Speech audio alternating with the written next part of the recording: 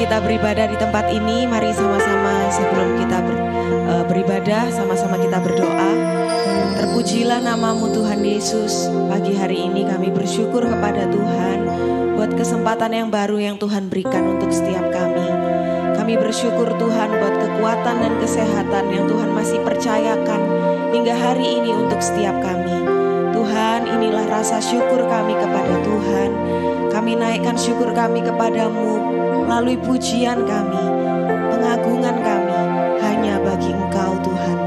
Biarlah segala sesuatu yang kami lakukan hari ini sampai seterusnya, kami boleh senantiasa menyukakan hati Tuhan. Tuhan, Engkau yang memimpin ibadah kami pagi hari ini. Dari awal hingga kesudahannya, kami menyerahkan seluruhnya ke dalam tangan kuasa Tuhan. Bekerjalah Tuhan, berkaryalah, beracaralah dalam ibadah kami. Terima kasih Tuhan, sebab kami semua milik-Mu. Terima kasih Bapa, dalam nama Tuhan Yesus Kristus, kami telah berdoa dan mengucap syukur. Sama-sama katakan, terpujilah nama-Mu Tuhan.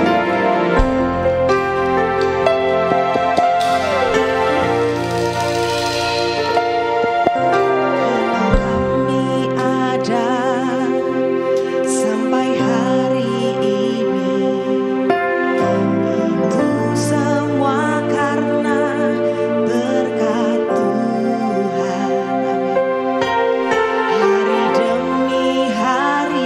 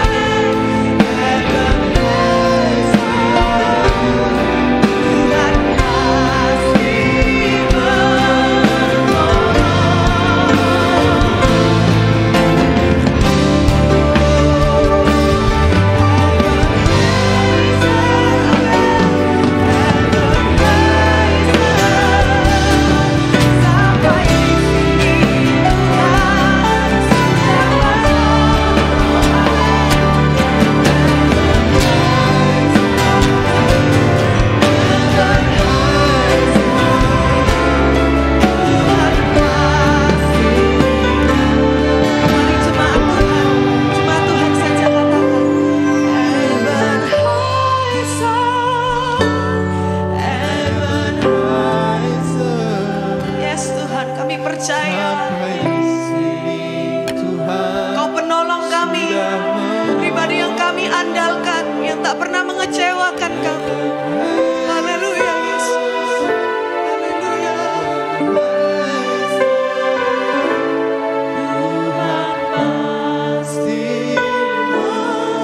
Sekali lagi katakan Ebenezer.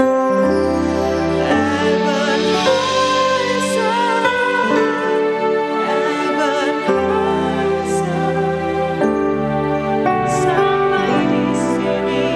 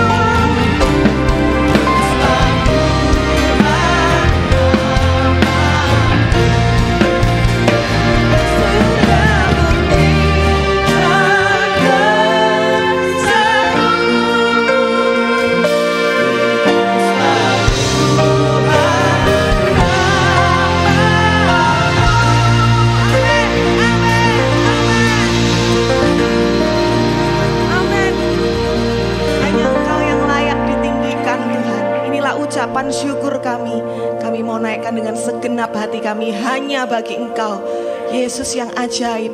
Terima kasih Tuhan, dalam nama Tuhan Yesus Kristus kami sudah berdoa dan mengucap syukur. Sama-sama katakan amin, haleluya. Kita punya Tuhan yang sangat baik, amin. Amin, Engkau baik.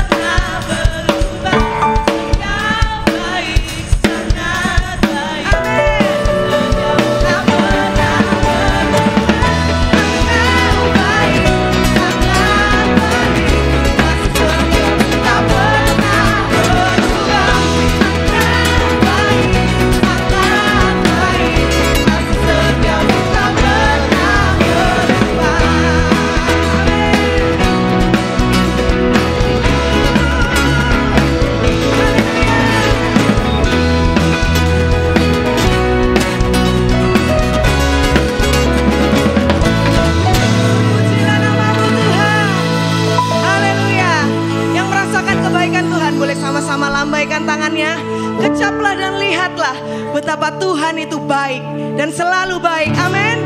Amin.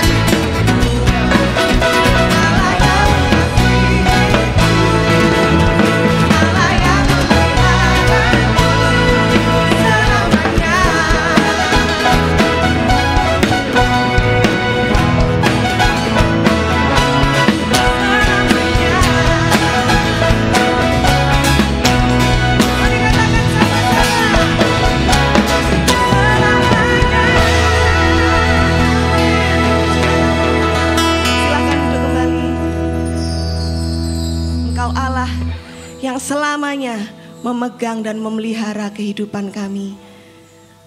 Terima kasih Tuhan Yesus. Kami berserah kepadamu Tuhan, sebab kami milik-Mu. Kami tahu hidup kami dalam tangan Tuhan.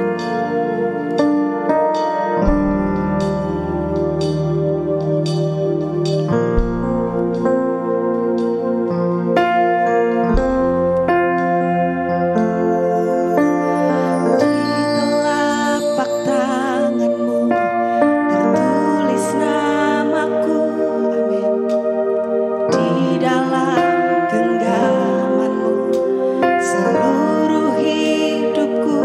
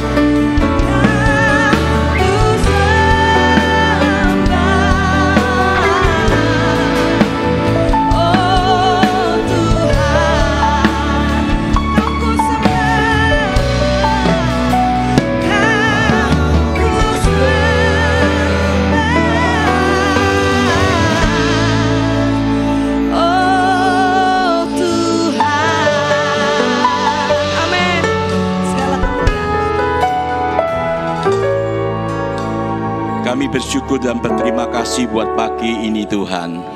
Kami tahu Tuhan sudah hadir di tengah-tengah kami. Tuhan hadir dalam pujian kami, dalam penyembahan kami.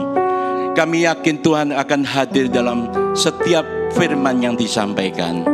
Terima kasih Tuhan, biar apa yang kami persembahkan padamu pagi hari ini boleh menyenangkan hati Tuhan. Inilah yang dapat kami berikan kepada Tuhan. Ampuni segala kekurangan kami. Sebentar kami akan mendengarkan sebagian firman-Ku, urapi setiap kami, dan juga hamba-Mu yang akan menyampaikan. Terima kasih Tuhan, kami sambut firman-Mu hanya di dalam nama Tuhan Yesus Kristus. Haleluya, amin. Silakan duduk. Saya ucapkan selamat pagi Bapak Ibu sidang jemaat yang dikasihi dan diberkati oleh Tuhan. Shalom dan salam damai sejahtera. Pagi ini kita bersyukur kepada Tuhan karena apa? Kita masih diberi kesempatan untuk bisa belajar bersama-sama firman Tuhan pagi ini, ya. Bapak Ibu Saudara yang dikasihi Tuhan, pada saat saya mempersiapkan khotbah ini, Tuhan mengarahkan saya pada sebuah tema, ya, yang mengingatkan kita, yaitu apa? Hati-hati di dalam menilai, ya. Hati-hati di dalam menilai. Ya. Pagi ini saya tertarik untuk membahas khotbah ini karena saya melihat banyak sekali orang-orang pada umumnya, juga anak-anak Tuhan dan orang-orang beriman, ketika ya melihat seseorang, hal pertama kali yang dilakukan apa? Menilai. Betul enggak saudaraku? Saya ulangi, ketika kita melihat seseorang, hal pertama kali yang kita lakukan menilai. Sebelum kita berlanjut, mari kita membaca satu ayat terlebih dahulu sebagai dasar perenungan kita pagi ini dan juga atmas kita. Terdapat di dalam Matius pasal 7 ayat 1 dan 2, ya. Matius pasal 7 ayat 1 dan 2. Saya akan bacakan dengan cepat, ya. Matius 7 ayat 1 dan 2. Jangan kamu menghakimi supaya kamu tidak dihakimi. Karena dengan penghakiman yang kamu pakai untuk menghakimi, kamu akan dihakimi. Dan ukuran yang kamu pakai untuk mengukur akan diukurkan kepadamu, ya. Kalau kita menyimak dengan pelan-pelan ayat ini adalah apa? Hukum tabur tuai, ya. Apa yang kamu tabur akan kamu tuai, ya. Juga bisa dikatakan bumerang kehidupan yang beberapa waktu saya khotbahkan di sini. Apa yang saudara lempar akan kembali kepada kita, ya. Bapak Ibu saudara-saudari yang dikasihi Tuhan, ya. Dikatakan jangan kamu menghakimi supaya kamu tidak dihakimi. Karena dengan penghakiman yang kamu pakai untuk menghakimi, kamu akan dihakimi. Dan ukuran yang kamu pakai untuk mengukur akan diukurkan kepadamu. Artinya apa? Pagi ini Tuhan mengingatkan kita, bahkan memperingatkan kita, hati-hati di dalam menilai. Bapak Ibu saudara-saudari yang dikasihi Tuhan, tidak dapat dipungkiri memang, ya, manusia itu cenderung, ya, kalau melihat seseorang, hal yang pertama kali dilakukan pasti menilai. Ya. Kalau pagi ini semua mata, semua jemaat memandang saya, betul ya?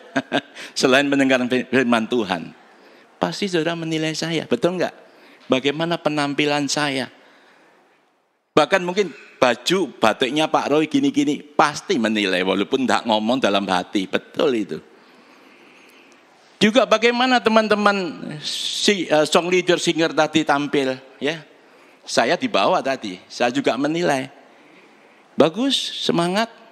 Dan semua song leader semua bisa nyanyi. Biasanya kadang ada yang enggak bisa nyanyi, enggak apalah gimana. Ya, kita nilai. Juga teman-teman musik. Ganteng-ganteng, bagus, bajunya keren ya saudara ya. Putih, nanti video kalau nggak salah ada videonya dilihat, keren.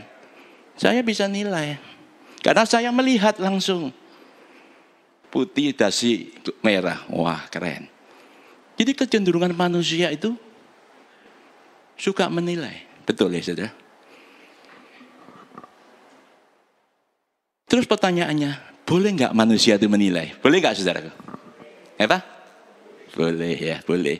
Kenapa?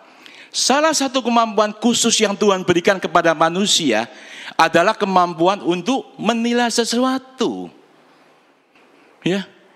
Jadi kemampuan khusus salah satu kemampuan khusus yang Tuhan berikan kepada manusia sebagai ciptaan yang mulia, kemampuan untuk menilai sesuatu. Apa sesuatu? Baik buruk, benar salah, ya, bernilai atau tidak, positif atau negatif, bisa menilai.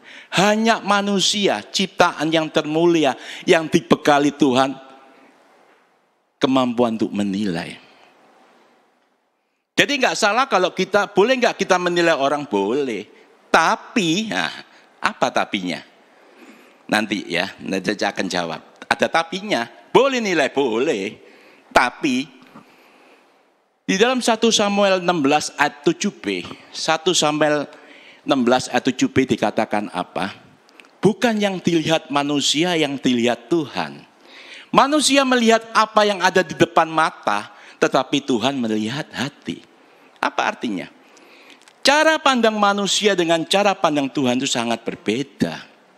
Ya, makanya dikatakan bukan yang dilihat manusia, itu yang dilihat Tuhan.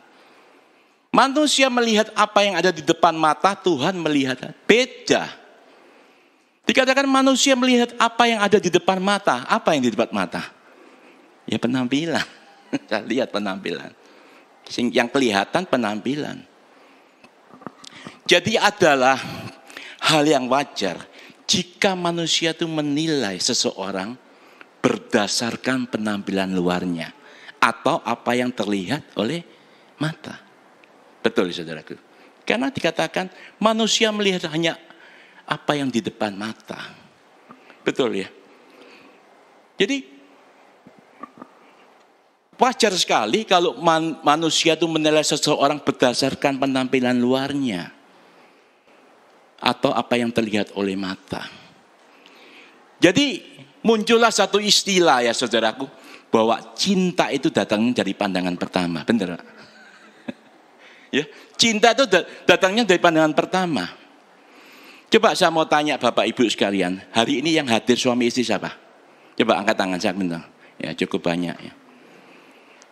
Kalau kita mau flashback atau kembali ke zaman dulu, sebelum menikah, sebelum menjadi suami istri, kan enggak ujuk-ujuk tak saudara, jadi suami istri. Apa bahasa ujuk-ujuk? Bahasa Jerman gitu. Pasti apa? Kita kenalan. Ya, kenalan dulu. Nah, pada waktu kita kenalan, apa yang saudara lakukan?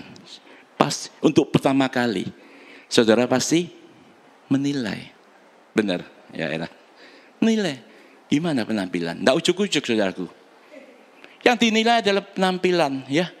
Jadi pertama kali yang dilakukan bagaimana? Waktu kenalan, kontak pertama, mesti saling menilai. Betul ya saudara? Nggak langsung aja kenalan, wis tak kawin gue, tak nikahi, enggak. Ya, pasti kenalan dulu. Ya, dilihat dulu. Enggak ujuk-ujuk. Begitu kontak pertama, ayu ganteng, maco, atletis, bodinya, ngomongnya enak. Ya. Pasti penilaian, enggak ujuk-ujuk saudaraku. Setelah itu, setelah penilaian, selanjutnya bagaimana? Bagaimana? Ya terserah Anda. Jadilah suami istri, betul ya, sudah. Itu. Jadi artinya boleh manusia itu menilai. Ya. Bapak Ibu saudara-saudari yang dikasihi Tuhan. Jadi jelas yang dinilai manusia yang kelihatan dari luar ya penampilan. Acap kali penampilan itu merupakan cerminan dari pribadi, sikap dan keadaan orang yang bersangkutan, betul? Jadi penampilan itu merupakan cerminan dari sikap pribadi, keadaan orang tersebut, betul saudaraku? Jadi artinya bahwa penampilan itu tidak bisa berbohong. Ya, tidak bisa bohong. Kalau pagi ini tadi saudara sudah melihat saya. Pagi ini saya di sini bisa melihat saudara. Ya, dari penampilan saudara saya lihat. Kadangkala sorotan kedua mata ini, ya, kedua mata kita bisa kita menilai bahwa orang ini sombong atau orang ini memiliki sifat yang tidak baik. Dan kadangkala saya mungkin juga berkata, aku nggak senang sama orang itu. Karena orang ini itu dari raut mukanya saja mencekno. Artinya ngomong bencekno itu ada ketus sih. Betul nggak? Ada yang gitu ya saudara.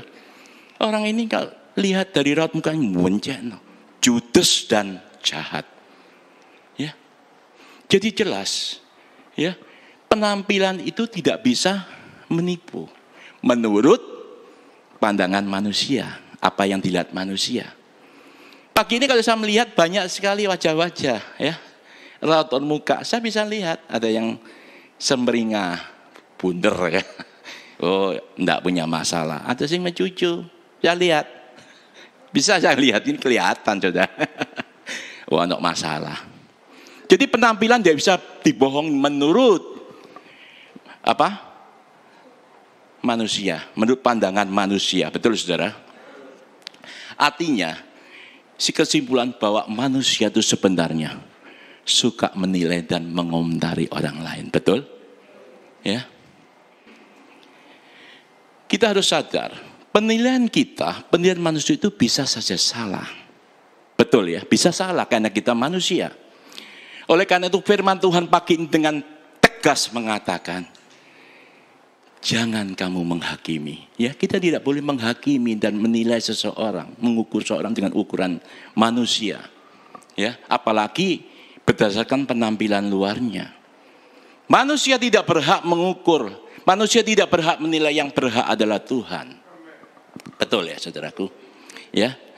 Di dalam 1 Samuel 16:7b dikatakan, bukan yang dilihat manusia, yang dilihat Tuhan. Manusia melihat apa yang ada di depan, Tuhan melihat hati. Artinya apa? Bahwa ukuran yang dipakai untuk menilai antara Tuhan dengan kita itu sangat-sangat berbeda. Manusia melihat penampilan, tapi Tuhan melihat hati. Ya. Nah, di dalam khotbahnya seringkali Tuhan Yesus menasehatkan kepada kita supaya kita tidak memfokuskan diri kepada hal-hal yang lahiriah. Apa itu? Penampilan luar. Ya. Nah, berkenaan dengan ini saya akan tunjukkan bagaimana Tuhan menegur keras-keras orang Farisi dan ahli-ahli Taurat. Kita bisa membuka di dalam Matius 23 ayat 27 dan 28.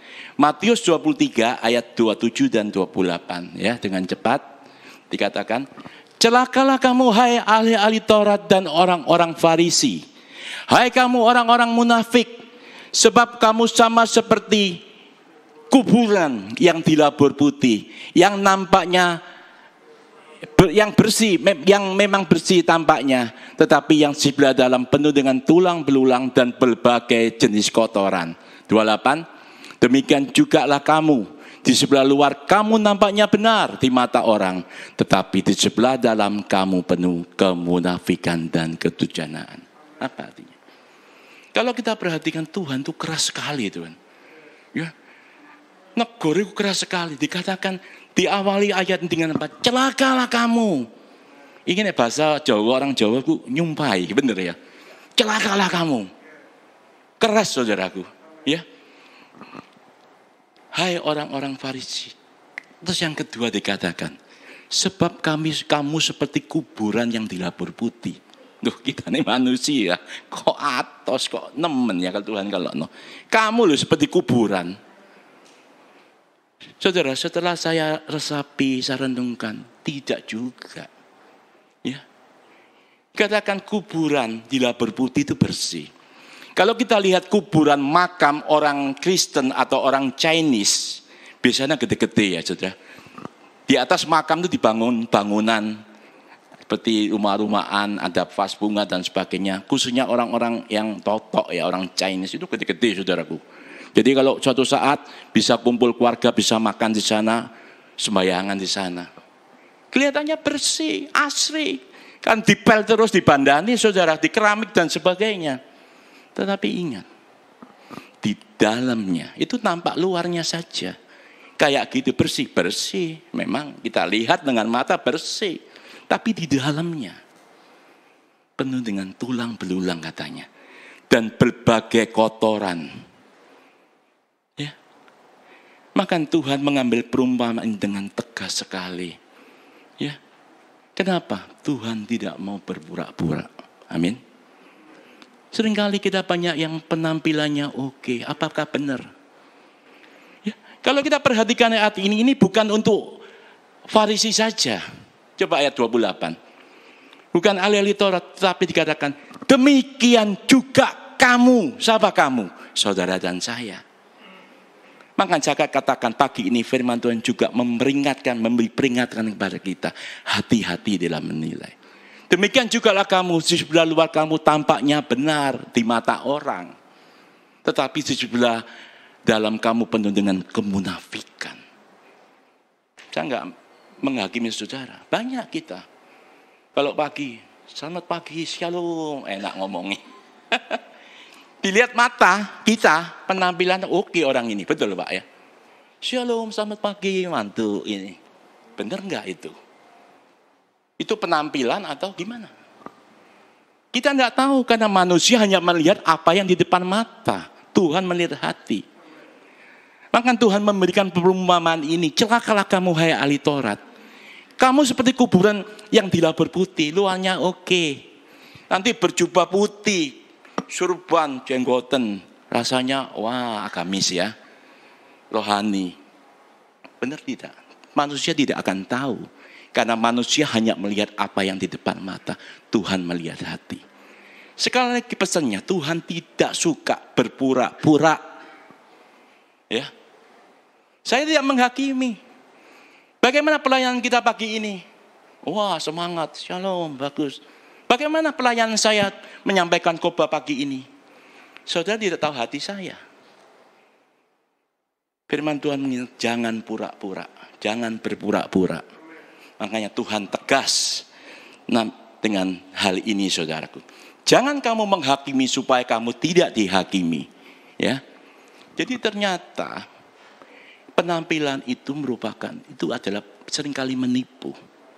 Ya, menurut pandangan Tuhan. Kalau menurut pandangan manusia tidak bisa menipu, kelihatan saudaraku. Ya. Tapi bagi Tuhan itu menipu. Karena Tuhan melihat di dalam hati. Kita lihat kuburan bersih, bagus ya, dibandani. Tetapi di dalamnya itu tulang belulang dan kotoran, banyak setnya. Mungkin kalau dibuka bau. Seringkali kita enggak tahu, kelihatannya bagus tapi di dalam banyak kebusukan. Kemunafikan kata firman Tuhan. Ini bukan kata saya loh, firman Tuhan saudaraku. Ya. Memang kita tidak bisa meremehkan penampilan saudaraku. Tetapi penampilan itu bukan hal yang utama. Karena kita tidak menilai penampilan, ya kalau oleh bojo, betul. Kalau oleh suami istri, kalau bisa jadi suami istri, betul. Kan itu dinilai dari penampilan. Ya. Jadi sekali lagi Alkitab dengan tegas melarang kita untuk tidak menilai, menghakimi, atau mengukur berdasarkan penampilan luarnya, ya saudaraku. Ya, karena yang berhak menilai itu adalah Tuhan, bukan manusia. Tugas kita mengasihi dan memberkati. Amin. Ya, tadi saya katakan tidak dapat dipungkiri bahwa manusia itu memang kecenderungannya untuk suka menilai. Artinya tadi boleh nggak kita menilai? Boleh. Tapi apa tapi ini? Ya, nah ini tema kita pagi ini. Tapi hati-hati dalam menilai. Artinya apa? Jangan sampai penilaian kita itu berujung pada penghakiman. Ini nggak boleh. Menilai boleh, tapi jangan sampai penilaian kita berujung pada penghakiman. Jangan kamu menghakimi supaya kamu tidak dihakimi. Ini harus dihafal saudaraku. Karena dengan penghakiman yang kamu pakai untuk menghakimi, kamu akan dihakimi. Dan ukuran yang kamu pakai untuk mengukur akan diukurkan kepadamu. Hati-hati saudaraku.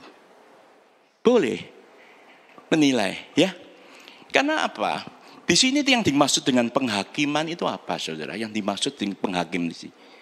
Bahwa manusia itu terlalu cepat memberikan sebuah kesimpulan atau keputusan terhadap kesalahan orang lain tanpa melihat kebenaran yang sesungguhnya. Itu loh saudara. Dan tanpa kita sadari, kita sudah menyalahkan, memojokkan, bahkan menjatuhkan orang.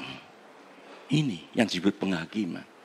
Dan juga tidak kita sadari, kita sedang melakukan penghakiman. Hati-hati. Ya. Firman Tuhan katakan, jangan kamu menghakimi, hukum tak bertuai.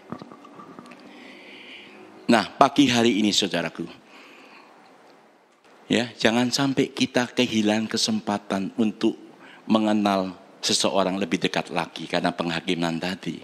Ya, bahkan ada suatu kita dengan tidak kita sadari membangun suatu batasan-batasan terhadap orang tersebut. Padahal batasan itu sudah dihancurkan melalui kematian Tuhan, betul? Nah, pagi ini saya akan tunjukkan 3 hal yang dilihat manusia di dalam menilai. Ya, 3 hal. Yang pertama, ya, melihat dari penampilan. Tadi saya sudah singgung ya. Manusia menilai orang berdasarkan penampilannya. Saya beli ilustrasi supaya lebih jelas. Jangan menilai buku dari luarnya, saudaraku. Jangan menilai buku itu dari luarnya. Mendingan kita mendapatkan buku yang covernya sederhana, daripada buku yang covernya bagus, memakai hardcover, warnanya menyolok, ditulis dengan tinta emas mungkin, menarik dari luarnya, tetapi isinya tidak tertarik kita. Saudara milih yang mana? Buku yang covernya sederhana, tapi isinya oke. Saya punya buku 1 bahasa Inggris, saudara. Karangannya kalau nggak salah Mansur siapa. Bukunya sudah kuning-kuning. Ejaannya masih ejaan lama, pakai DJ bukan J. TJ pakai K, bukan. Tetapi kalau saya baca buku bahasa Inggris, jelas sekali, senang saya baca itu nggak berhenti, ya. Jadi ada idiom, ada apa saja, tenses ada, tapi dijelaskan gamblang. Bukunya sudah kuning. Saya tidak tahu itu waktu itu beli atau dikasih orang. Karena saya dulu suka berburu buku bekas, saudara, di Jalan Semarang. Ada yang tahu? Banyak sudah Jalan Semarang. Jadi jangan dianggap buku bekas itu elek-elek, enggak. Sana juga bisa menemukan ensiklopedia 1 set. Kalau waktu itu di Sarwagung mahal, itu bisa miring banget, saudara. Saya dulu juga ke sana, Jalan Semarang. Ya, berburu buku bekas. Banyak resep-resep dan sebagainya, bagus-bagus, saudara. Ya, banyak sekali sekarang bahasa Inggris dengan cover, buku-buku dengan cover yang bagus-bagus. Tetapi kalau dibaca, melengker, saudaraku. Enggak jelas, aras-arasan. Karena enggak menarik. Apa artinya? Ya, enggak menarik. Jadi jelas, saudaraku, kita melihat, menilai, tidak bisa dari penampilan luarnya. Betul? Kalau kita membaca 1 Samuel pasal 16 ayat 1 sampai 13, tidak usah ditayangkan, tidak usah dibaca ya. Ini adalah suatu kisah. Siapa? Tuhan memerintahkan Nabi Samuel untuk melantik salah satu anak dari Isai menjadi raja pengganti Saul. Itu kalau saya cuplik ceritanya ya. Dikatakan Isai itu sebenarnya punya anak. Kalau sudah baca 1 sampai 13, 1 Samuel 16, itu punya anak 8. Tetapi yang ditampilkan pada waktu pelantikan itu tidak 8, tapi itu 7. Dikatakan ada Eliab, ada Abinadab, Syama, dan yang lain-lain. Ya, singkat cerita, pelantikan dimulai. Kita tahu kalau pelantikan seperti pelantikan pejabat baru dengan jas, dengan acara yang meriah, sama. Ya, ketujuh anak ini dibandani pakai jubah bagus dan sebagainya. Tetapi ketika pelantikan itu dilakukan, satu-satu tampil, tumpangi tangan, bukan itu kata Tuhan. Tumpangi tangan, sampai yang ketujuh, tumpangi, bukan itu. Bingung Samuel. Loh, kok gak pesan, mana sih pilih Tuhan? Ya, entek, tapi gak ada yang dipilih. Kemudian Samuel memberanikan diri bertanya kepada Pak Isai. Pak Isai, apa ini tok anakmu itu? Isai baru tahu. Ada satu, di mana? Di sawah, Angon. Kita tahu. Kalau sebagai ayah yang baik, tidak bisa demikian. Harus sama, adil. Kalau ada pelantikan jadi ajak semua, nanti Tuhan yang memilih. Pada waktu yang Tuhan yang memilih, saudara. Betul ya? Jangan dikucilkan. Daud tidak masuk perhitungan dalam keluarga. Ya. Akhirnya sambil bilang panggil dia, dipanggil. Kalau tadi kakak-kakaknya pakai jubah merah, emas, Daud pakai apa? Baju kebesaran tukang anggon. Ya kira-kira bajunya gimana, saudaraku?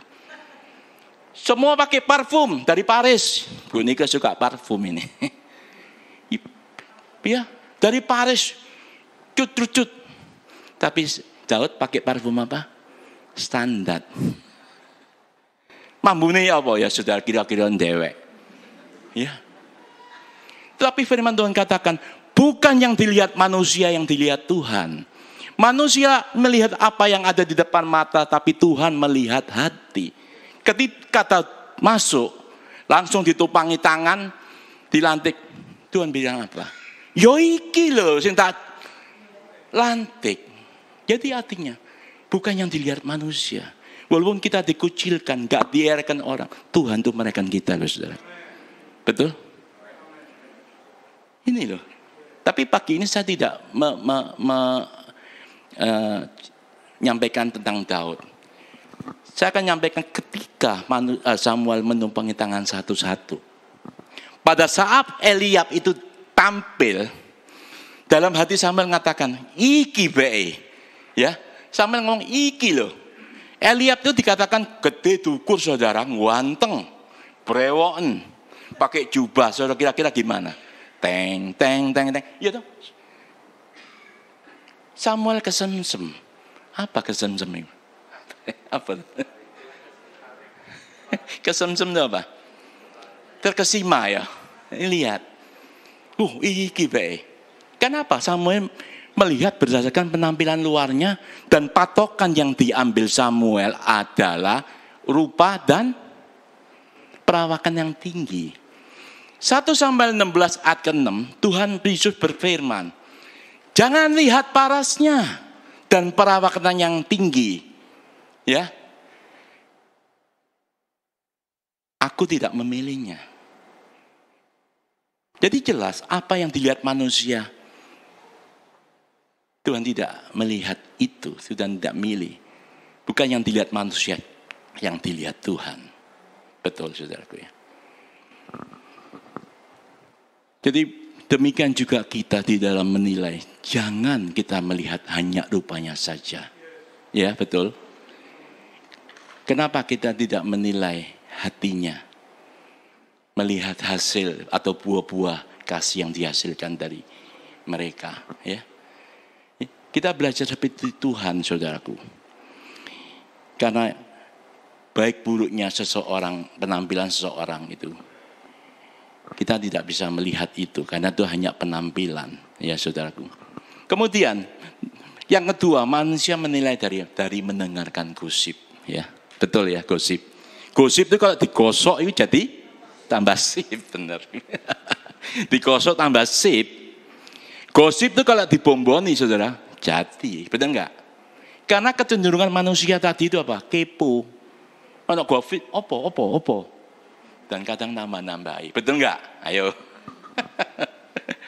Ya, banyak hoak-hoak yang terjadi saat ini, apalagi barusan pemilu, ya. Banyak sekali. Hati-hati kita dengan gosip. Ya. Manusia gampang tergelincir. Ya. Kebanyakan manusia tergelincir dari lubang gosip itu sendiri. Betul saudaraku? Jadi mempercayai kata orang tanpa mengujinya dan melihat terlebih dahulu itu sangat berbahaya. Betul? Bisa timbul gak karu-karuan kalau kita tidak benar. Nanti nilainya juga salah. Ya. Karena menceritakan dan menilai orang lain sebenarnya bukan tanggung jawab kita. Apalagi yang kita nilai tadi tidak pernah menyakitkan hati kita dan tidak ada sangkut pautnya dengan kita. Ya biarin aja lah. Tidak usah komentar, tidak usah menilai. Kalau salah nilai, hukum tak bertuai. Kamu akan menghakimi, kamu akan dihakimi katanya. Dan yang ketiga, saudaraku, ya, menilai orang dari masa lalu. Ya. Setiap orang pasti punya masa lalu, betul? Tidak punya masa lalu, pasti punya masa lalu. Ya. Dan semua orang pasti pernah melakukan sesuatu yang akhirnya menyesali, betul ya? Aduh, aku kok kayak gini. Salah aku. Pasti menyesali. Ya. Oleh karena itu, saudaraku, mengapa kita perlu menghormati masa lalu orang lain? Ya. Kita tidak usah mendivisi apa? Nah, itu. Ya. Kesalahan orang, ya. Karena hanya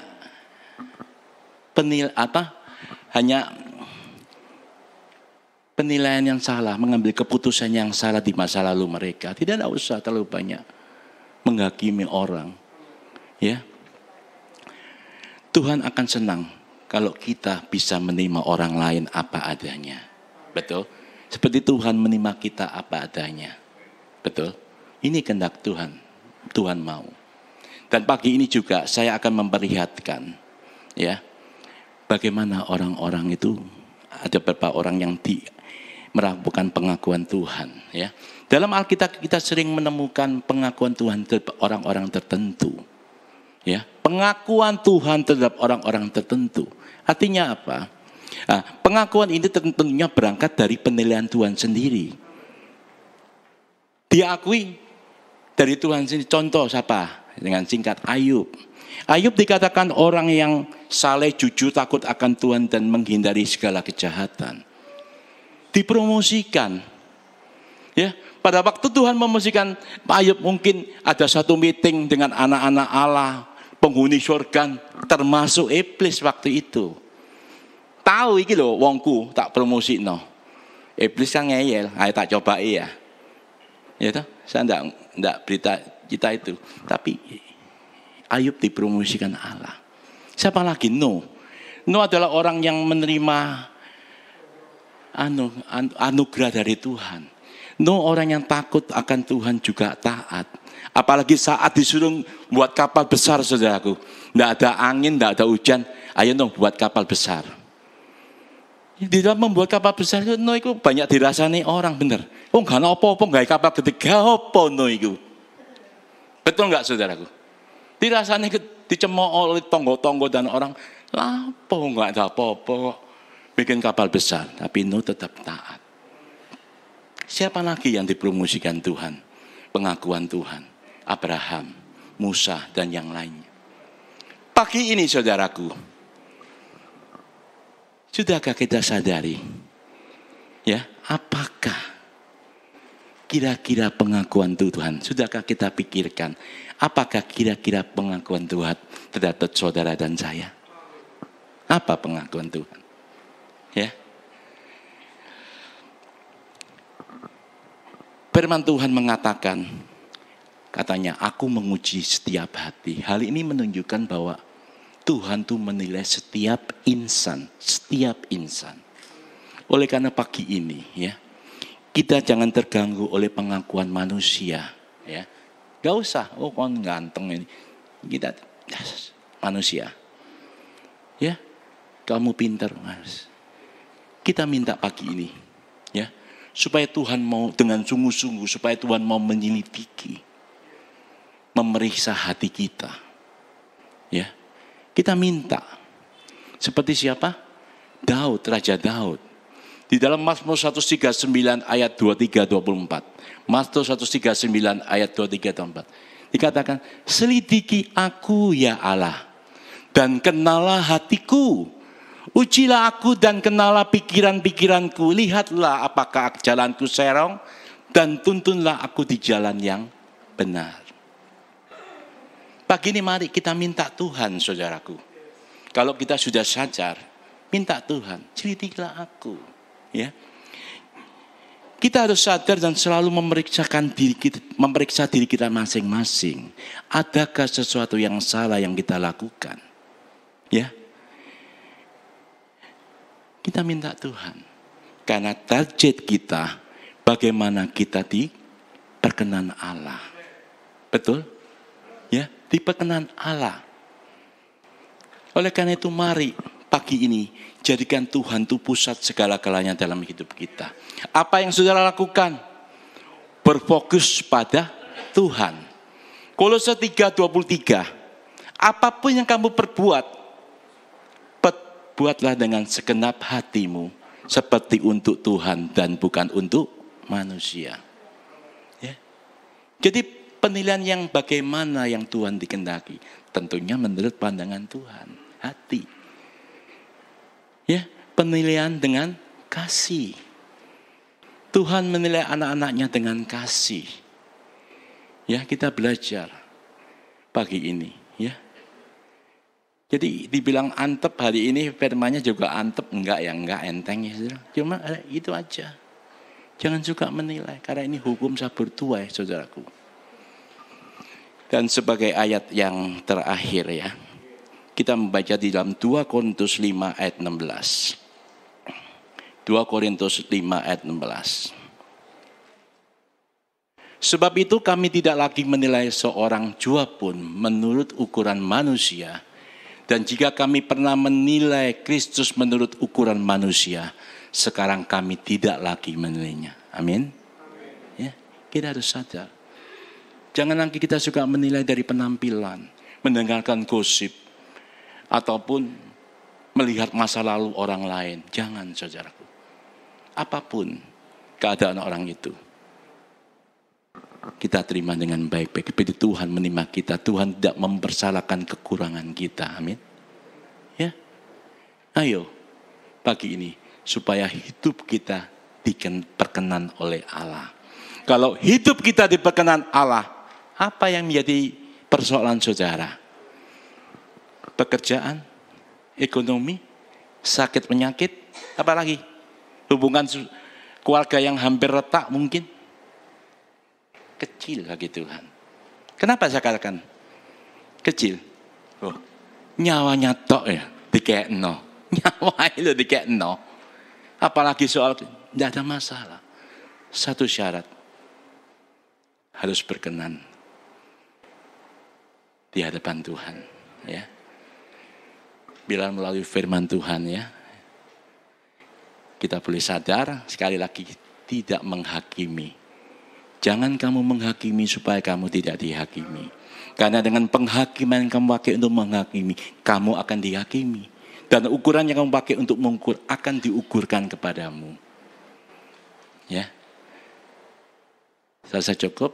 Amin. Mari kita bangkit berdiri. Kita nyanyi sebuah lagu, Ujilah akan dagu Tuhan.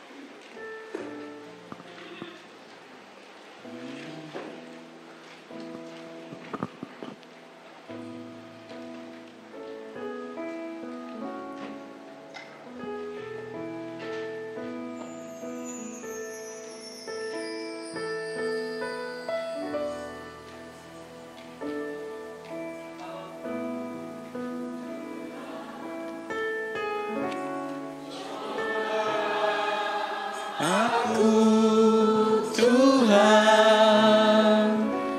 selidiki batinku dan hatiku, mataku tertuju padamu. Aku cinta kepadamu. Aku cinta padamu Tuhan.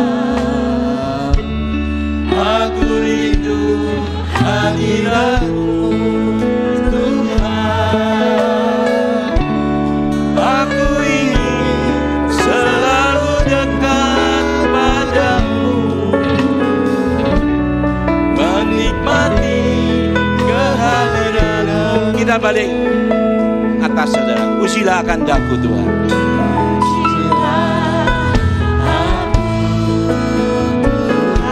Biarlah ini menjadi pengakuan kami kepada Tuhan.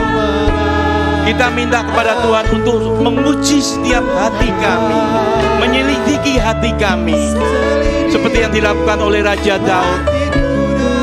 Adakah sesuatu yang salah yang kita lakukan saat ini? Biarlah kita mau minta ampun kepada Tuhan.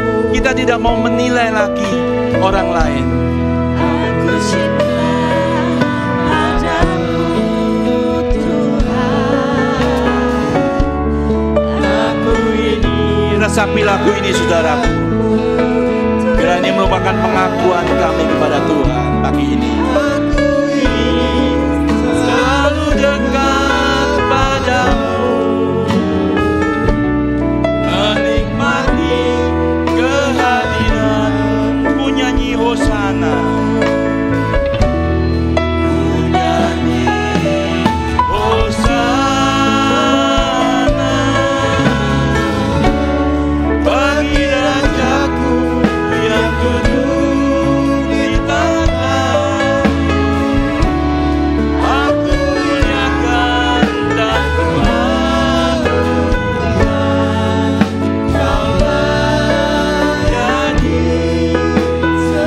ku nyanyi Hosana,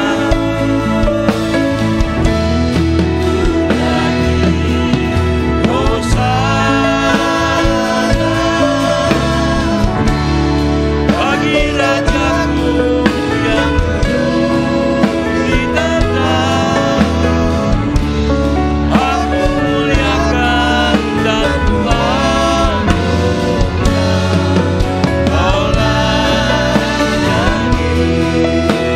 sekali lagi ku nyanyi Hosana. Dan mimbar saya kembalikan Bapak kembali.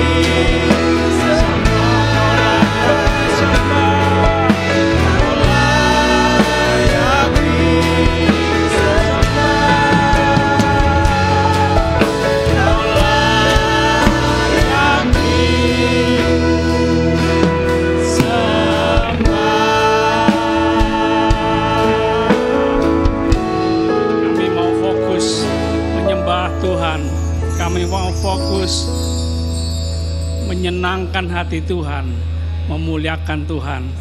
Kami harus bercermin siapa kami, siapa Tuhan. Kami tidak mau lagi menghakimi orang lain, merendahkan orang lain, mengecilkan orang lain, menghina orang lain. Tapi kami mau menolong orang lain, memberkati, mendoakan orang lain, membangun orang lain. Terima kasih. Haleluya. Firman-Mu kami simpan dalam pikiran hati kami. Kami teringat saudara kami yang sakit, yang lemah tubuh, yang sudah tua. Tuhan tolong. Meskipun di rumah, damai sejahtera Tuhan memenuhi hati mereka.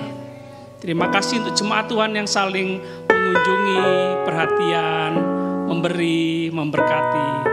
Tuhan, kami berdoa, Roh Kudus, seluruh jemaat Tuhan,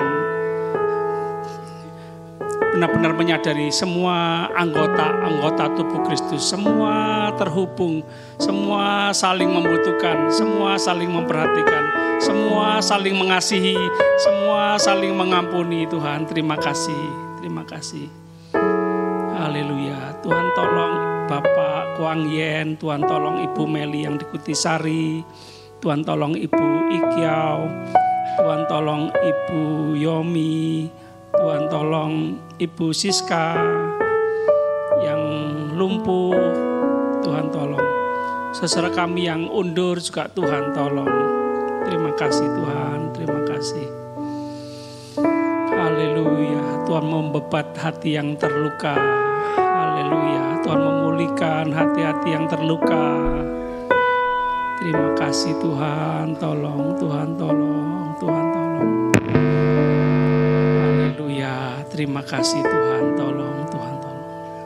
Tuhan tolong Ibu Fuyin, Tuhan tolong Ibu Sutin, Tuhan tolong Ibu Artima, Tuhan tolong Ibu Fancy, Tuhan tolong Pak Fandi, Tuhan tolong Pak Pariono, Tuhan tolong Koswandi.